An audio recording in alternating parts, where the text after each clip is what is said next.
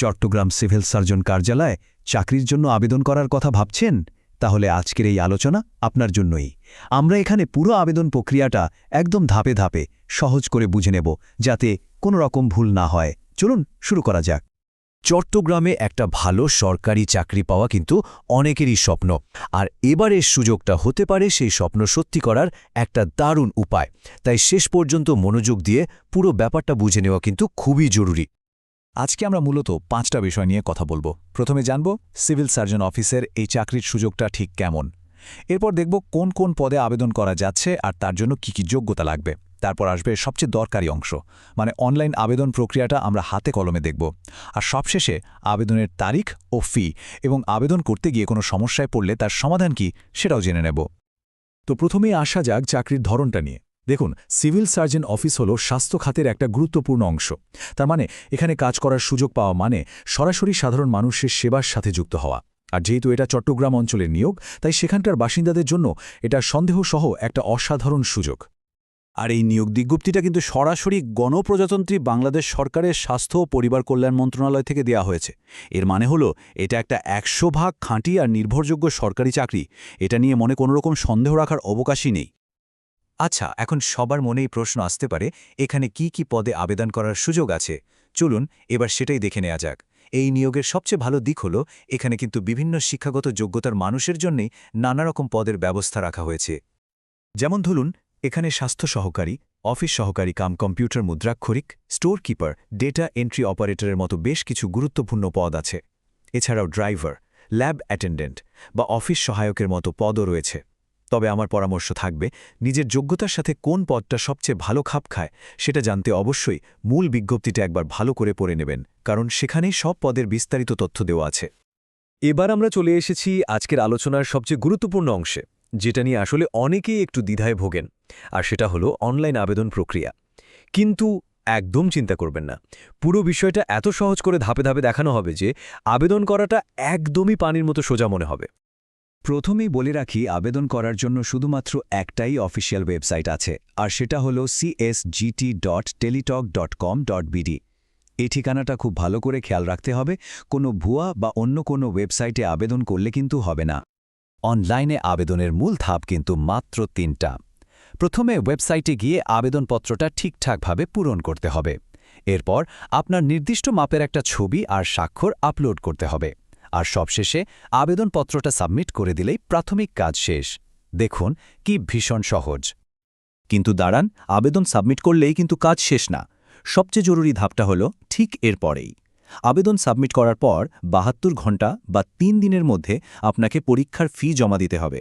আর মনে রাখতে হবে, ফি জমা দেওয়ার কাজটা শুধুমাত্র টেলিটক সিম ব্যবহার করেই করতে হবে।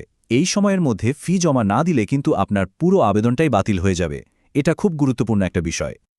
ফি জমা দেওয়ার জন্য আপনাকে 2টি SMS পাঠাতে হবে।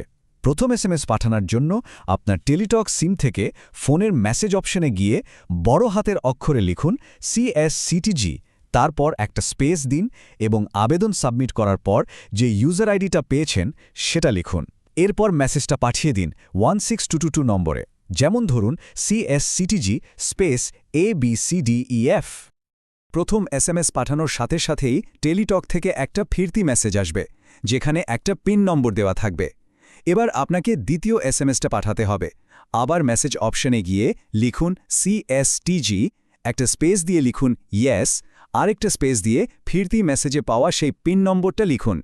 এরপর মেসেজটা আবারও 16222 নম্বরে পাঠিয়ে দিন। ব্যাস, আপনার আবেদন আর ফি জমা দেওয়ার প্রক্রিয়া সফলভাবে শেষ হয়ে গেল। আবেদনের পুরো প্রক্রিয়ায় কয়েকটা তারিখ আর টাকার অঙ্ক আছে, যেগুলো অবশ্যই মাথায় রাখতে হবে। চলুন এক নজরে সেই জরুরি তথ্যগুলো দেখে নিই, যাতে কোনোভাবে এগুলো ভুল না হয়ে যায়। খেয়াল রাখতে হবে, আবেদন প্রক্রিয়া কিন্তু অলরেডি 20 সেপ্টেম্বর থেকে শুরু হয়ে গেছে, আর এটা চলবে 18 নভেম্বর ঠিক বিকেল 5টা পর্যন্ত। একটা ছোট্ট পরামর্শ দিই, একদম শেষ দিনের জন্য অপেক্ষা না করে হাতে সময় থাকতে থাকতেই আবেদনটা করে ফেলা ভালো।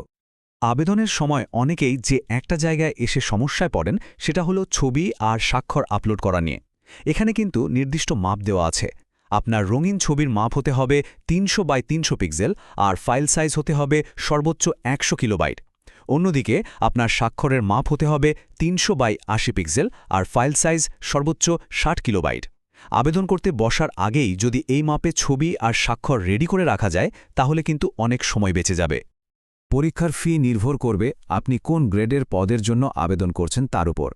11 থেকে 16 নম্বর গ্রেডের পদগুলোর জন্য সার্ভিস চার্জ সহ মোট ফি হল 112 টাকা, আর 17 থেকে 20 নম্বর গ্রেডের পদগুলোর জন্য ফি হল 56 টাকা। আমরা প্রায় আলোচনার শেষের দিকে চলে এসেছি।